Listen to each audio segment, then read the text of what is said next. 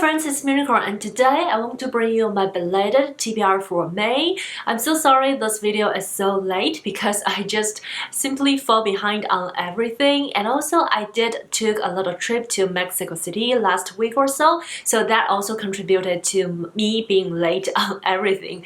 However, I still have things that I plan to read this month, and also this is the start of the second season of the From and About Asia reading project, which I'm so excited about. You can find the links to the reading project in the description box down below, and I have high hopes to learn more about Sri Lanka this month, which is the target country for our reading project for May. So as usual, I'll talk about the books that I plan to read for the From and About Asia reading project first.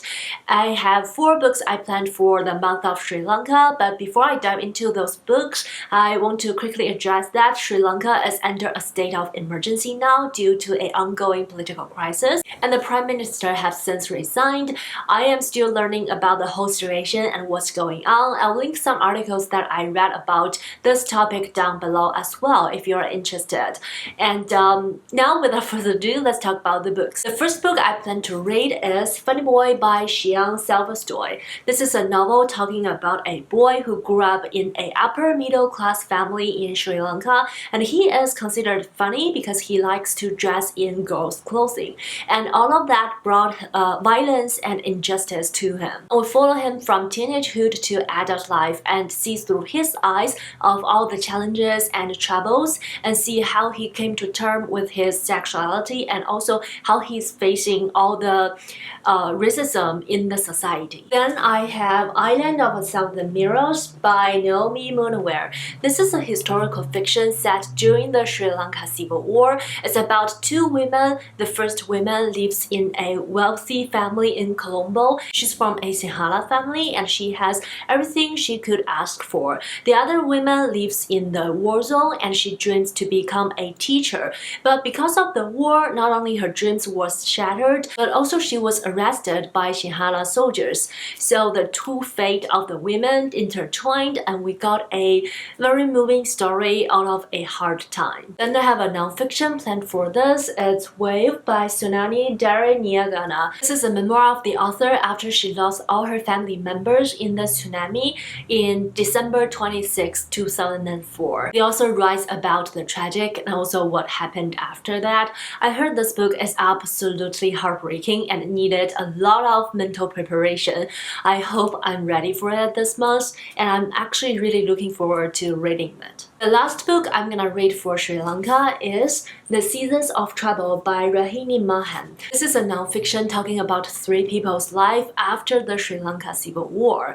Having survived the war, they're actually having a lot of troubles and struggles as the state continues to attack minorities after the war. So this book follows their stories and talking about how they live day by day and how they survive after the Civil War. And now let's talk about some other personal readings I plan to do in May. The first book I'm actually already reading and I plan to finish this month is The Making of Asian America by Erika Lee. This is my tome of the month, and it is because May is the AAPI Heritage Month, so I plan to read this book in May for a long time because of this reason. As an Asian who live in America, there's not a single second I live without appreciating all the work that have done by previous and current Asian Americans.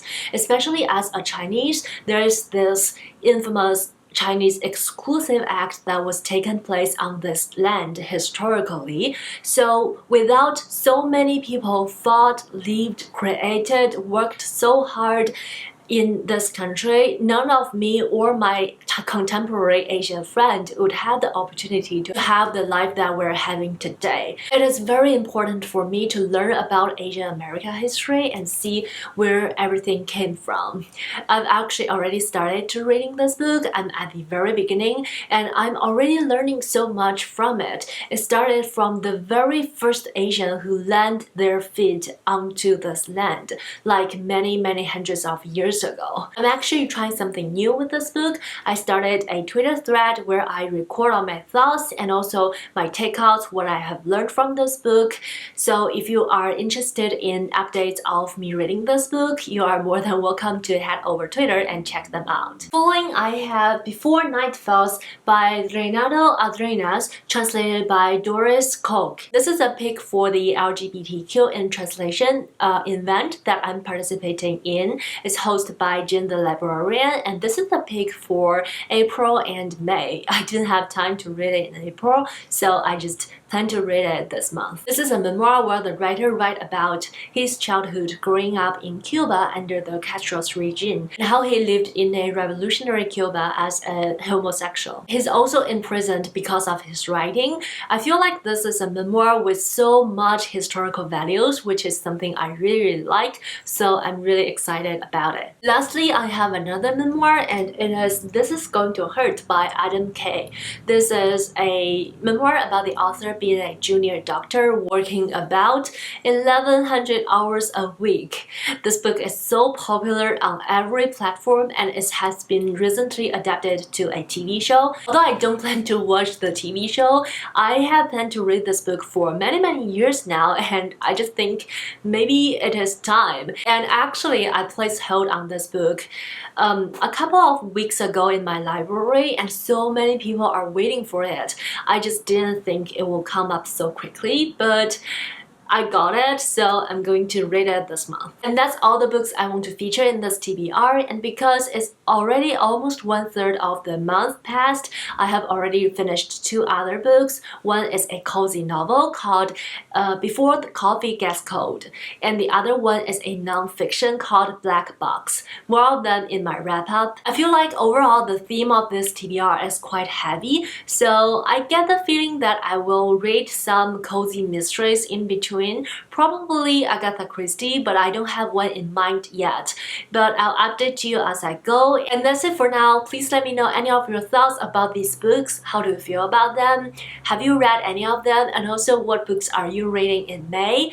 And also, don't forget to say hi in the comment section down below. Check out all the links I have linked. I wish you a happy reading. Stay healthy, stay safe. I'll see you in my next bookish video. Bye!